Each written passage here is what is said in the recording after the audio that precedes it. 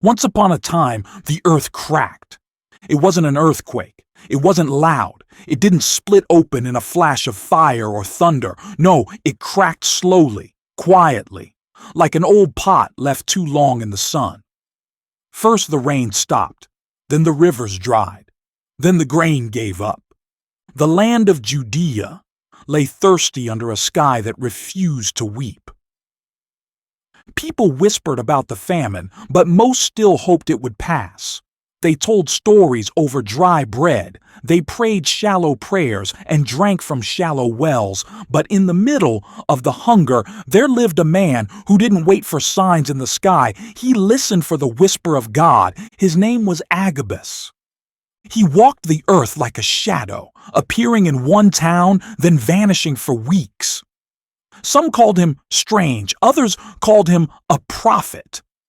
But Agabus didn't care what people called him. He wasn't chasing fame or followers. He had one job: to speak what God showed him, no matter who listened or didn't. He had seen the famine before it arrived, not with his eyes, but in a vision that gripped him like lightning in the night. Long before the crops failed, before the children cried, before the panic set in, God had spoken, and Agabus had listened. Now he stood on the edge of a village that had forgotten how to hope. The fields were pale and brittle. The air smelled like dust and regret. No one met his eyes as he walked by. They were too tired, too thin, too afraid. Still, he kept walking. His sandals kicking up dry clouds, his heart carrying something heavier than hunger, the message, the warning. A famine had already swallowed this region, but it wouldn't stop here. It was only the beginning.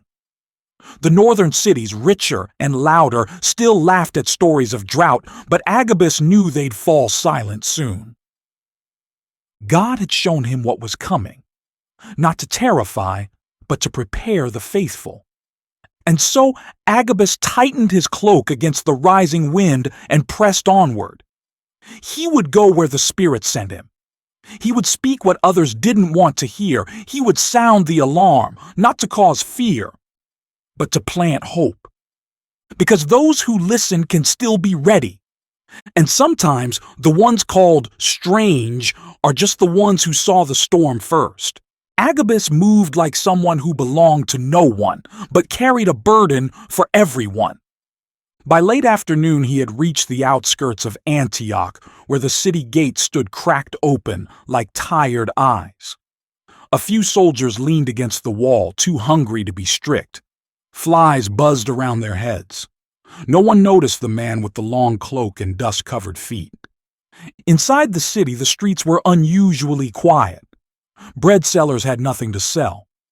Water jars sat dry outside shuttered homes. The smell of vinegar soup, boiled bones, and bitter herbs lingered in the air. Agabus walked past it all until he reached a worn stone fountain in the city square. There, a small crowd had gathered, their eyes fixed on a traveling preacher who shouted promises that sounded too sweet to be real.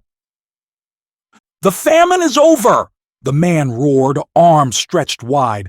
"The Lord told me it will rain by morning." Agabus stopped.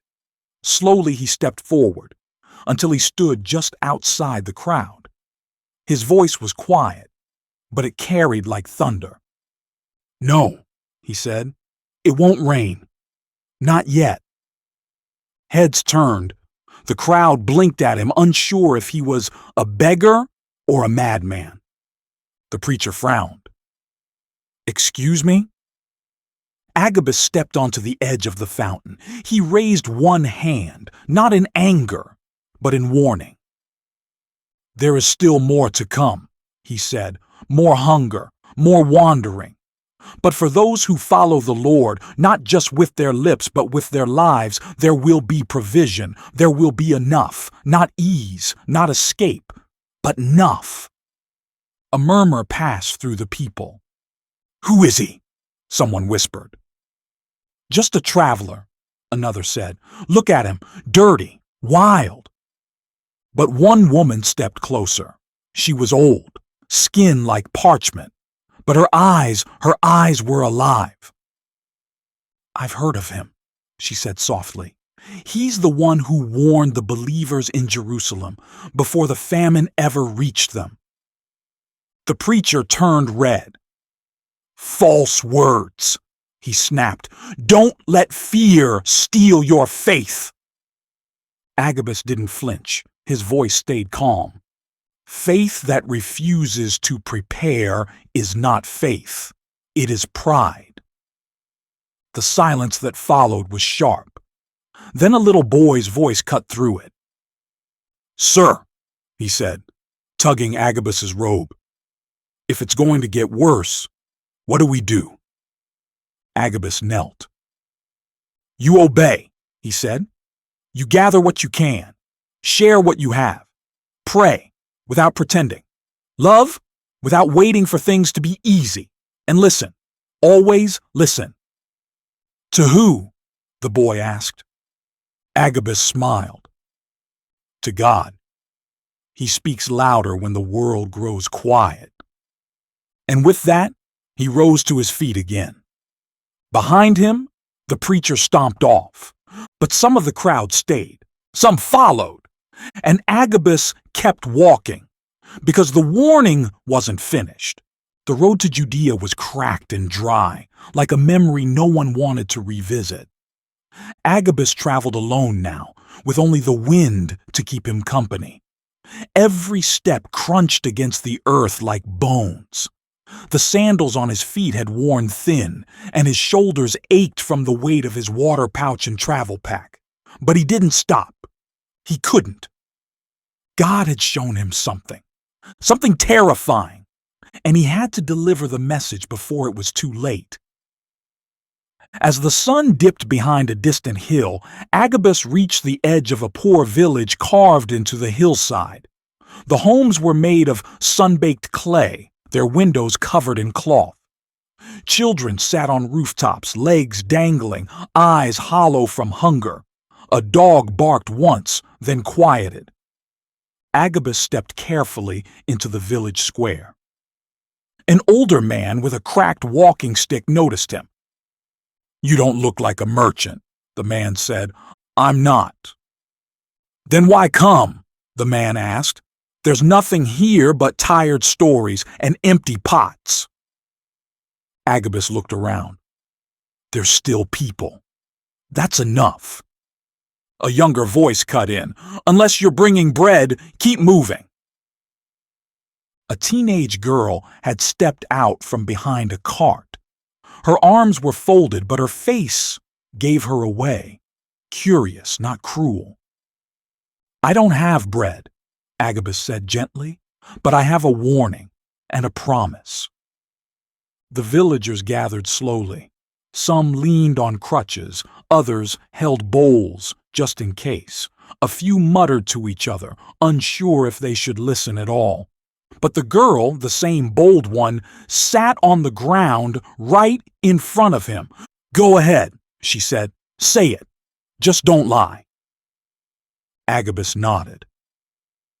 "A greater famine is still coming," he said. "But God is preparing a way through it. He's stirring his people to be ready, not to panic, not to run, but to gather and give, to build storehouses in their hearts and homes. He wants to protect the faithful, not with magic, but with obedience." A little boy raised his hand. "What's a storehouse?" he asked. Agabus smiled.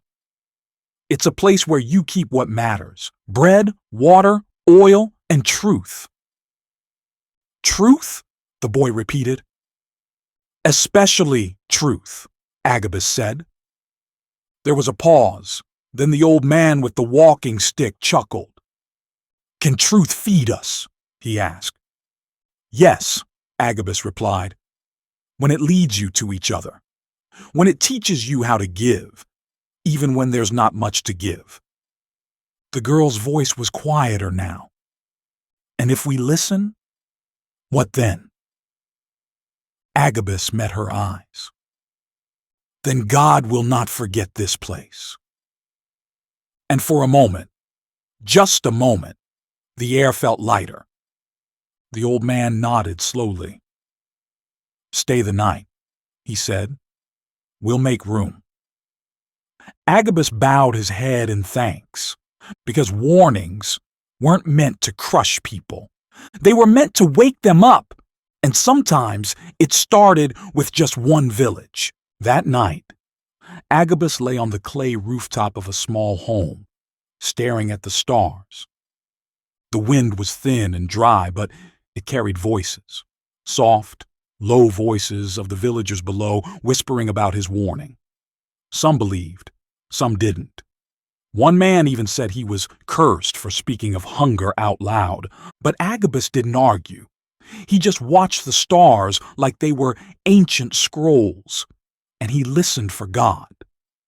Then in the middle of the night, a scream split the silence. Agabus sat up fast. Another scream, then shouting, the sound of feet pounding the dirt. He raced down the ladder and into the square. The village's grain hut was on fire. Flames chewed through dry wood and climbed high into the sky. Sparks flew like angry fireflies. "Water!" someone yelled. "Buckets! Bring anything you can!" Agabus jumped in without thinking. He grabbed a cracked bowl and filled it from a nearby jar, back and forth, splash and burn. But the fire fought back harder. The teenage girl, her name was Tamar, fell next to him, coughing. "I think someone lit it," she gasped. "On purpose." Agabus looked at her, heart racing. "Why?" "Some think your message is a curse. They're afraid and angry." The fire snapped louder, leaping toward another roof. "No more talking," he said. "Just help me stop this." Together, they ran. Agabus shouted orders. Tamar pulled children away, and slowly, painfully, the fire died down, leaving smoke and silence. Hours passed. At sunrise, the square was black with ash. The grain hut had collapsed. A few chickens wandered through the ruins, pecking uselessly at scorched ground. Tamar sat on a broken log, her clothes covered in soot. Agabus joined her. "No one will believe now," she whispered. "They'll blame you for everything." Agabus didn't answer at first. He looked around at the village, the people with ash on their faces and fear in their eyes. "Sometimes," he said finally, "a fire reveals what's strong enough to stand." Tamar stared at him. "What does that mean?" "It means you'll rebuild," he said. "It means you're not alone. And it means God saw what happened here and he's not done yet." Just then, the old man with the walking stick limped over. He carried a half-burned loaf of bread. "It's all we saved," he said, handing it to Agabus. Agabus held it in both hands, surprised. "This belongs to the village." The man shook his head. "You're going to Jerusalem next, aren't you?" "Yes." "Then take it. Let them know. The warning reached us. Even if they don't hear our voices, let them taste our faith." Agabus nodded slowly, heart full. "I will." And as he stepped out of the village, heading south toward Jerusalem, the air smelled like smoke, but also like something else, like hope, still glowing in the ashes. The road to Jerusalem was long and dry.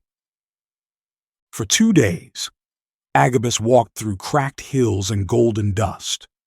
His sandals rubbed blisters into his heels, and the sun pressed hard on the back of his neck. Still, he didn't stop. The burned loaf of bread was wrapped tightly in cloth and tucked into his satchel. He held it like a message carved in smoke. As he reached the edge of the city, Jerusalem rose before him, stone walls strong and tall, olive trees standing like sentinels on the hills. From a distance, it looked peaceful. But peace wasn't the same as safety.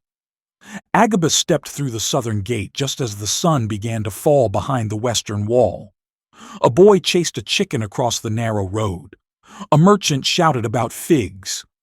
A Roman soldier leaned lazily against a pillar, watching it all with bored eyes. No one noticed him. That was just fine. He found shelter with an older woman named Miriam, a widow who had once opened her home to prophets and travelers. Her roof was crooked. Her soup was watery, but her heart was steady. "I heard about the fire," she said that night as she poured him a bowl. "News travels faster than a horse these days." Agabus nodded. "It wasn't the fire that hurt most," he replied. "It was how quickly fear turned into blame." Miriam gave him a long look. "People don't always know what to do with truth," she said, "especially when it's uncomfortable." Agabus leaned back and stared at the cracked ceiling above them. "God told me, the famine isn't just coming. It's already started. The fire was only the beginning, and if they don't listen now, more will burn." Miriam reached out and touched his arm. "Then make them listen." He looked at her, eyes heavy. "How?" She gave a small smile. "You were given a voice. Use it." The next morning, Agabus stood in the temple courts, watching people flow in and out. It wasn't time to speak yet. Not here. Not now. His gut said, "Wait," but his heart felt like a drum, beating faster every minute. Then he saw him. Barnabas, the son of encouragement, one of the early leaders, a man of peace and wisdom. Agabus crossed the courtyard and called out softly, "Barnabas!" The man turned. Surprise flickered in his eyes. "Agabus! It's been years." "I have a message," Agabus said quickly. "It's urgent." Barnabas nodded. "Come." They stepped aside into the shade of a stone archway. Agabus took a deep breath. There will be a great famine, not just in one place, but across the whole Roman world. It's beginning now. People think they have time. They don't. God told me to warn the church, to prepare, not panic, but act. Barnabas stared at him, silent. Finally, he said, "You've never spoken without reason. I believe you." Agabus reached into his satchel and unwrapped the burned loaf. "This is from a village in Syria. Their grain hut was burned after my warning. They're hungry, but faithful. They said to bring this.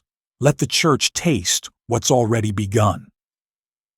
Barnabas took the bread, crumbled it gently in his hands. "Then we'll start with the apostles," he said. "They'll listen." Agabus closed his eyes. Finally, a door had opened. But something deep inside warned him it would not be an easy one to walk through. The steps leading to the upper room groaned beneath Agabus's feet. Barnabas walked ahead, steady and quiet, but Agabus could feel the tension rising with each step. His fingers clutched the edge of his worn tunic. His mind replayed the warning again and again, trying to find better words, sharper words, something that would pierce the wall he was sure he'd find. At the top of the stairs, a wooden door stood open. Inside, the room buzzed with quiet voices and the rustle of robes. Peter, James, and several elders sat around a large stone table. Parchments lined the wall. Candles flickered against clay jars filled with oil. The smell of old scrolls and wine clung to the air. When Barnabas entered, the talking paused. When Agabus stepped in behind him, the silence deepened. "Brothers," Barnabas said, "this is Agabus, a prophet we all know. He carries a word we need to hear." Peter sat up, his eyes narrowing slightly. A word? Agabus didn't waste time. He stepped forward, his voice low and heavy like thunder before a storm. "There will be a famine," he said, "a great one. Not just in Judea, but across the whole empire. The ground is already cracking. The poor will suffer first, then the rich, then the proud." A few muttered prayers. One of the elders shifted uncomfortably.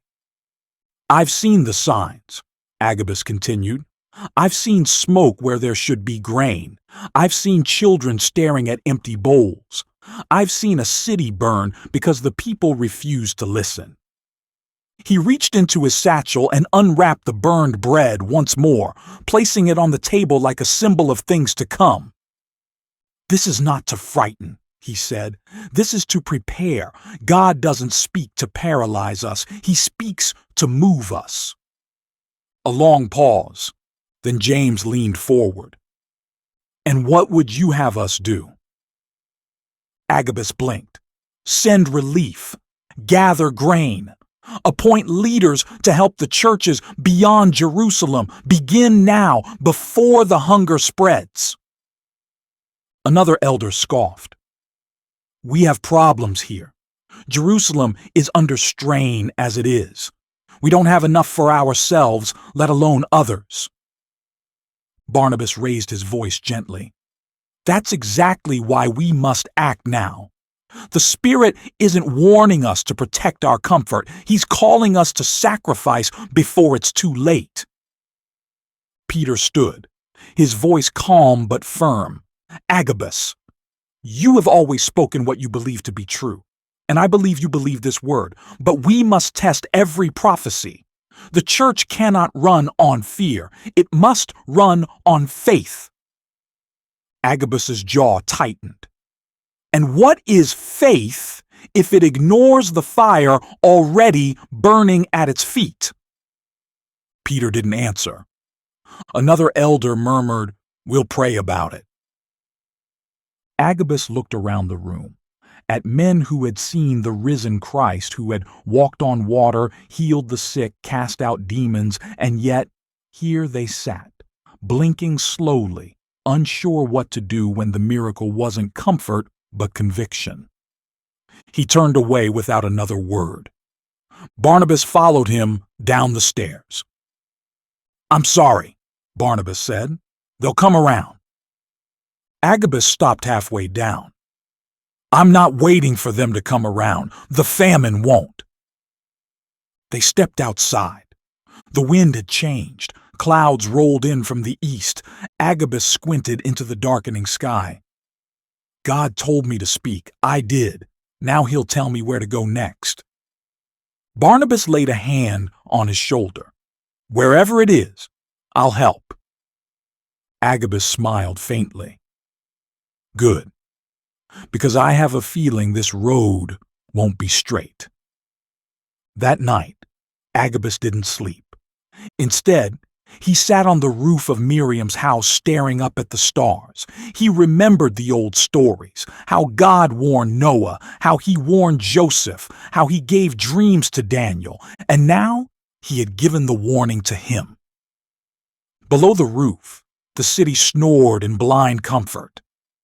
Above, a storm gathered quietly, like a secret only the sky and one prophet knew. The morning came with no fanfare, no lightning, no trumpet from heaven, just the groan of a wooden wheel and the cry of a donkey tied to a cart. Agabus wrapped his cloak tighter around his shoulders and stepped into the dirt road that curved north out of Jerusalem. A single satchel rested at his side. Bread, water, a flask of oil, and one scroll of Isaiah tucked deep inside. He had no gold, no soldiers, only a word, a warning, and the road. A few hours into his walk, dust clung to his sandals and his thoughts had wandered. But before long, he heard the clop of a second pair of feet behind him. "Going far, prophet?" It was Barnabas. Agabus stopped. "Antioch." Barnabas smiled, sweat already shining on his forehead. Then I'm going with you. Agabus didn't argue. They walked in silence for a while, the dry fields of Judea stretching out on both sides. "I've been thinking," Barnabas said. "What if we gather food from the churches? Tell them what you saw. Ask them to store up supplies, not for themselves, but for others." "They'll say I'm just a man with a wild dream," Agabus muttered, "that I've mistaken a storm for a sign." "Maybe," Barnabas said, "but sometimes the Spirit chooses the quiet voice to speak the loudest." By the time they reached a well at the edge of a hillside town, the sun had dipped low. The sky wore a blanket of red and orange, like fire licking the edges of heaven. Two shepherd boys were arguing nearby. One had stolen a water skin and the other was red-faced, fists clenched, ready to fight. Agabus watched for a moment before stepping between them. "Don't waste your strength fighting over what God can give freely," he said gently, offering his own water. "There is enough for both. Today." The boys looked confused, but they took the water. Barnabas raised an eyebrow. Prophecy and peacekeeping now. Agabus chuckled. Sometimes people need to see mercy before they'll listen to judgment. By the next day, they reached a village already touched by hunger. The market was nearly empty. A woman cried behind a stack of dry figs. A child gnawed on a piece of bark like it was bread. And in the middle of it all stood a man shouting false hope. "Eat what you can! God will provide more tomorrow!" People clung to his words like weeds to dry earth. Agabus stepped forward. "Don't lie in God's name," he said. "Tomorrow won't bring food. It will bring worse unless we prepare." The man turned. "Who are you?" "Someone sent to speak before it's too late." "But we've had droughts before," the man said. "This will pass." Agabus held up a handful of dirt. "This drought has a purpose, not to destroy, but to test. If we ignore the warning, the ruin will be our own doing." The crowd grew still. One woman stepped forward. "What should we do?" "Share," Agabus said. "Store what you can. Send help to the churches that have none. Be the answer to someone's prayer before they speak it." The people murmured, uncertain. But a few nodded. And the seeds were planted. That night, Barnabas lit a small fire between two olive trees. Agabus sat beside him, staring into the flames. "You think it worked?" Barnabas asked. "Some heard," Agabus said. "Some always do." Barnabas poked the fire. "And the rest?"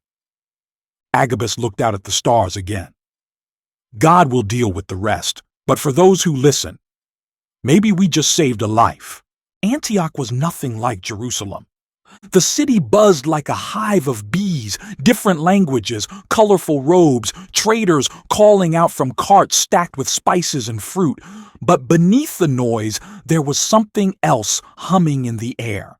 Expectation, hope, change. Agabus and Barnabas passed a group of believers huddled under a wide fig tree near the outskirts of town. A woman read aloud from a worn scroll. Children listened with wide eyes. Old men leaned in, nodding slowly. "Think they'll listen to a prophet?" Barnabas asked. Agabus didn't answer right away. He watched the people, young, old, rich, poor, all drawn to the message of Jesus like moths to fire. "They're already listening," he said softly. "We just need to say the right thing." That night they gathered in a stone home lit by oil lamps. Paul and several other leaders sat in a circle on rugs, listening as Agabus shared his vision again. "The famine is coming," he said. "Worse than what you've known. Jerusalem will suffer first, but the whole region will feel it. Paul leaned forward, his face solemn. And you're certain it's from the Spirit? I don't claim visions often, Agabus said, but when I do, I don't ignore them. Neither should you. Silence filled the room. Then a soft voice spoke. What do you want us to do? Agabus looked around. Don't wait. Send help now. Collect food, money, oil, anything that can be stored or carried. Don't build walls, build wagons. The next morning, the church in Antioch moved into action. Traders donated sacks of grain. Women wove extra blankets. Children helped grind wheat and pack jars of oil. Every home became a storehouse, and Agabus watched, humbled. It's working, Barnabas said, amazed. They're not just hearing, Agabus replied. They're doing. But not everyone was thrilled. A group of wealthy merchants pulled Agabus aside. You're stirring up fear, one said sharply. You're ruining business, said another. If people give everything away now, what will they buy later? Agabus met their gaze. If we wait for later, there may not be a later. The men scoffed. You call yourself a prophet, one muttered, but you sound like a beggar. Agabus didn't answer. Instead, he turned and walked away. That night he stood outside the city gates looking up at the stars. His heart was heavy. Lord, he whispered, did I say too much or not enough? He felt no thunder, no wind, just peace. And sometimes that was answer enough. The wagons creaked like tired animals. 5 carts, 14 donkeys, dozens of jars, baskets, and wrapped bundles, all filled with food, water, and supplies, were finally on the road to Jerusalem. Agabus walked beside Barnabas and Paul. Dust clung to their sandals, and the sun blazed like fire above, but the heat wasn't the hardest part. It was the silence. Not between the men, between the cities, village after village, town after town. They passed doors that stayed shut, windows that closed when they approached. Not everyone believed the famine was coming. Some thought it was just panic, a trick, a distraction. At one stop, a boy threw a piece of stale bread at the group. Take your fear somewhere else, the boy's father shouted. We've got enough trouble without your spooky stories. Barnabas stepped forward, angry. That's enough. But Agabus put a hand on his arm. No, he said quietly. Let them think what they want. Our job isn't to be liked, it's to obey. Later that night, they camped beneath a grove of olive trees. The fire crackled low. Paul dozed. Barnabas snored softly. But Agabus stayed awake, staring into the flames. His thoughts raced. What if I was wrong? What if the famine doesn't come? What if we've wasted all this effort and no one ever trusts a word I speak again? A quiet voice broke through his doubt. You're not wrong. It was a young woman, Mara, the daughter of one of the men who had joined their caravan. She had been helping pack and cook along the journey. I heard what you said, she continued, in Antioch, about warnings, about not being afraid, but being ready. Agabus looked at her, surprised. And you believe it? She smiled gently. I do now, because I've seen it. People gave, they shared, they moved, they listened even if they didn't say it out loud. Agabus breathed out slowly. Sometimes, he said, a prophet just needs to hear someone say they get it. The next day, disaster almost proved him right. One of the wagons tipped over while climbing a steep rocky hill. A wheel cracked. Barrels rolled down the slope, crashing into a dry ravine. "Stop the cart!" Paul shouted. Donkeys brayed, workers scrambled. Agabus ran down after the supplies, his robe catching on thorns.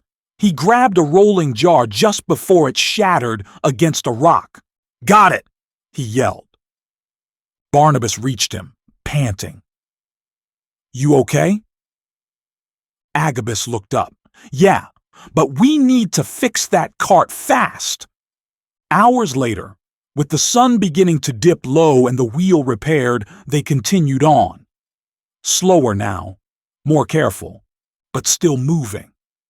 Step by step.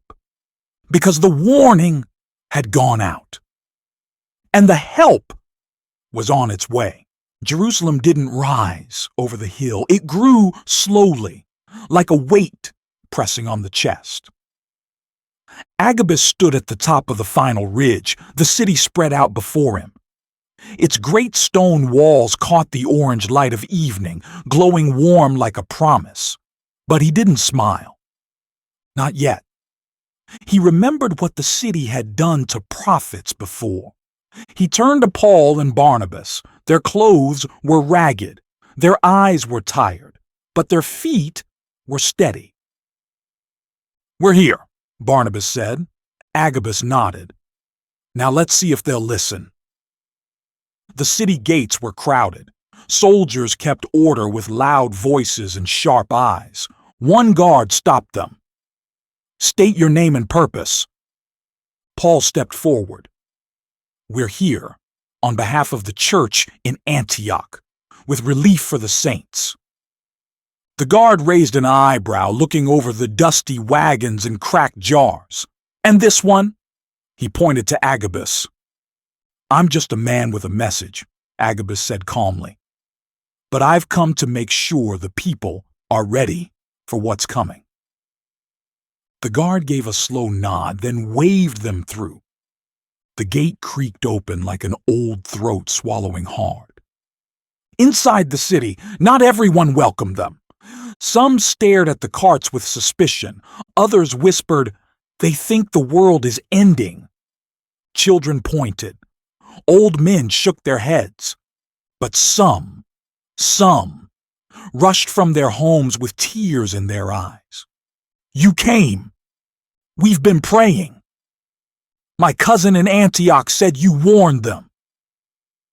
And for every cold stare, Agabus saw a warm hand unloading baskets. For every doubt, a pair of arms carrying supplies to a family in need. Barnabas leaned over to him. "They remember your words." Agabus didn't answer. He just watched a young boy run off with a loaf of bread clutched in both hands, his face glowing like hope. That evening, Agabus stood before the elders of the Jerusalem church. He looked around at the stone walls, the heavy wooden table, the long shadows from the oil lamps. Some of these men had known Jesus himself. Others had seen prophets come and go. And now they waited on him. He took a deep breath. "There is more to come," he said. "This famine, it's only the beginning of what the Lord wants us to understand." One of the elders frowned. "Then speak plainly." Agabus did. "God is not trying to punish us. He is trying to prepare us for a church that shares, that moves fast, that listens, that believes. The warning was mercy, not fear." A long silence. Then slowly, the oldest elder stood. He had a silver beard and worn eyes, but his voice was steady. "You have done well, Agabus. We thank you, and we receive the warning." Agabus bowed his head. Finally, the door had opened. The storm came, not with thunder, but with rumors. Agabus first heard them in the quietest places, behind bread stalls, whispered in temple courtyards, passed like broken reeds from servant to servant. Paul's preaching is turning the city upside down. They say he brought Greeks into the temple. Some want him arrested." Agabus stood at the edge of the rooftop where he had been praying, the city glowing beneath him in the last blue light of day. The scent of oil and sweat filled the air, and his heart pounded. He had heard this kind of whisper before, the kind that grows into violence. But that night, as he knelt, something heavier fell on him. A vision. He could see Paul, bound at the wrists, dragged across a stone courtyard. He saw soldiers shouting. He heard people screaming his name, not to follow him, but to kill him. Agabus gasped and fell forward. The next morning, he acted quickly. He found Paul and the others in an upper room, seated at a long table covered with maps and torn scrolls. Paul looked up when he entered, smiling, until he saw Agabus's face. "What is it?" Agabus didn't speak. Instead, he took the long linen sash from Paul's waist and dropped to his knees. "What are you—" Paul started, but Barnabas held out a hand. Agabus stretched the cloth tight and began to tie it, first around his own wrists, then around his ankles. He tied them hard, tight, and then, in the stillness, he spoke. "The Holy Spirit says, the man who owns this belt will be bound like this by the Jewish leaders in Jerusalem and handed over to the Gentiles." The room went silent. Paul stared at him, eyes wide, mouth tight. Barnabas whispered, "No." Tears filled Luke's eyes. "Then don't go, Paul, please. You don't have to go." But Paul stood, face fierce and gentle at the same time. "I'm not only ready to be bound," he said, "I'm ready to die in Jerusalem for the name of the Lord Jesus." Agabus sat still tied, still bowed. Not because Paul had ignored him, but because Paul understood. The warning wasn't meant to stop him. It was meant to strengthen him. Later that night, Agabus stayed behind on the roof alone. He watched the torches of the city flicker in the dark and whispered into the wind, "I only say what you tell me, Lord. I only speak what you speak." And deep inside, he knew. God's warnings were not walls. They were road signs, not meant to trap, but to prepare. The temple courtyard was no longer a place of worship. It was a fire waiting for a spark. Paul had entered it like a man walking through dry leaves with a lit torch in his chest. He knew what was coming, and so did Agabus.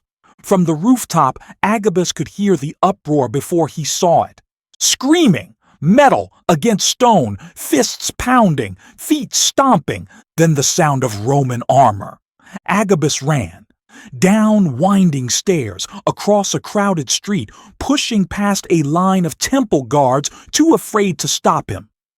He climbed the outer wall and looked down into the chaos. There, at the center of it all, was Paul, bloody, bound, alive. Just like the vision, soldiers had pulled him away just in time, lifting him above the angry crowd like a sack of grain. The people shouted, clawing the air, furious that they'd been robbed of their prey. And still, Paul tried to speak. Even while shackled, even while bleeding.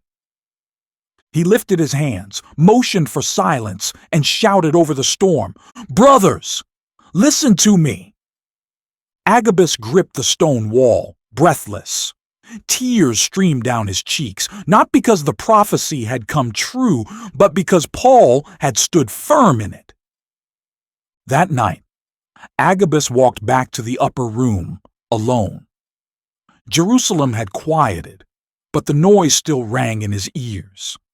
He sat near the cold coals of the fire, the shadows flickering across the walls. Then came a voice, not from the doorway, not from the stairs, but deep within. "You were faithful." Agabus bowed his head. He had never wanted to be famous. He had never wanted to be feared. He only wanted to listen well and speak what was true. And now?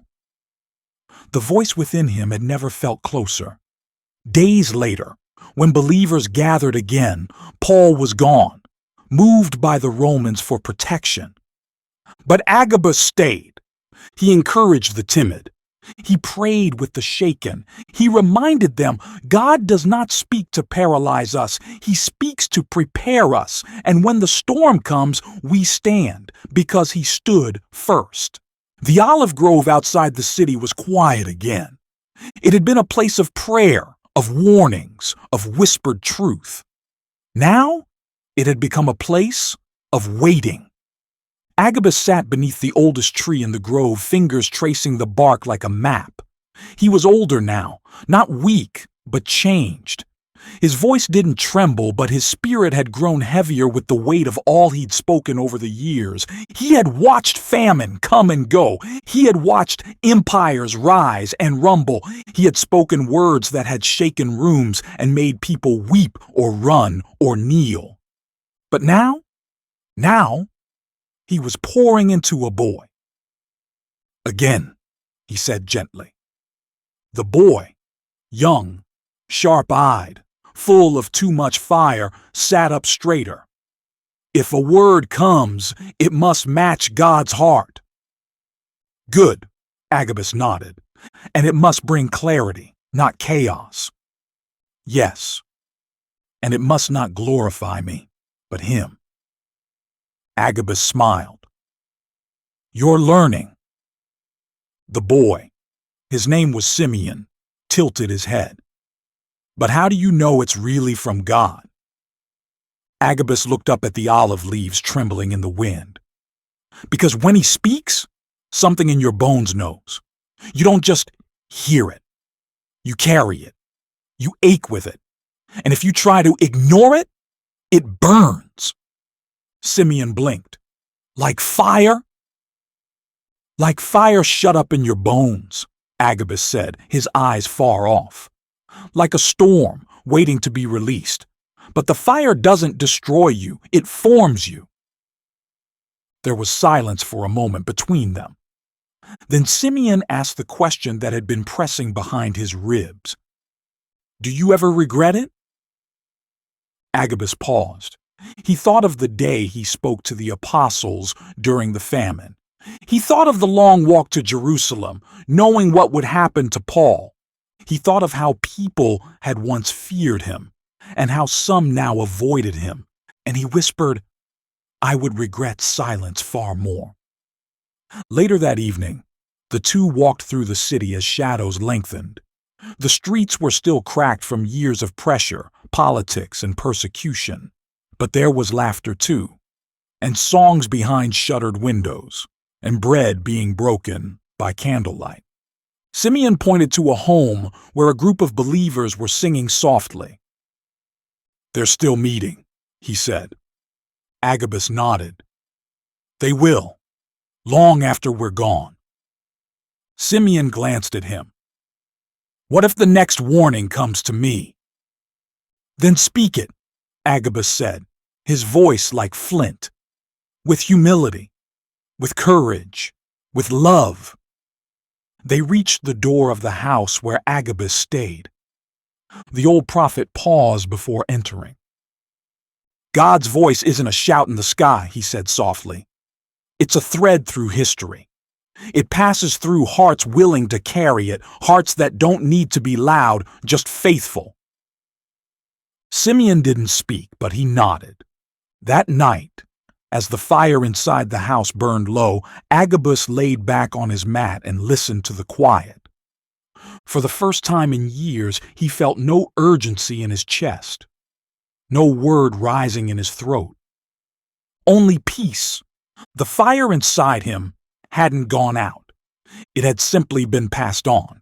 The sky was soft the morning Agabus didn't rise with the sun.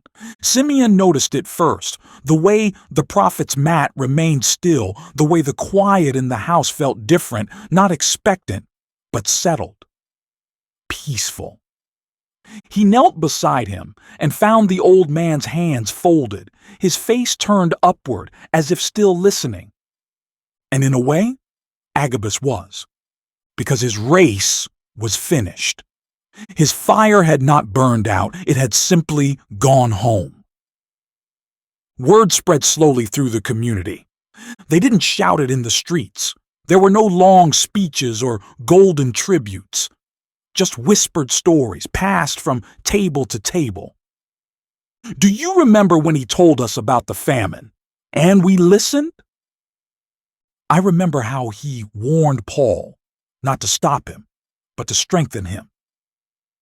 I remember how he said God's voice isn't meant to scare us, but to shape us. The small house where Agabus had lived became something sacred, not a shrine, but a quiet place of learning. Simeon remained there for a time, studying the scrolls, praying under the olive tree, remembering every lesson, every parable, every long pause between Agabus's sentences where the Spirit seemed to breathe. He never called himself a prophet. But when the time came, when the Roman guards threatened to silence the gathering of believers, when fear began to creep through the cracks of the city again, Simeon stood, not with anger, not with pride, but with calm fire in his eyes. He said, "The Lord is calling us to endure. This hardship is not the end, it's a beginning. Prepare, not with fear, but with faith." And someone asked, "How do you know?" And Simeon answered, "Because I carry the echo of a man who once told the truth before anyone else could see it. And because the God who spoke to him still speaks."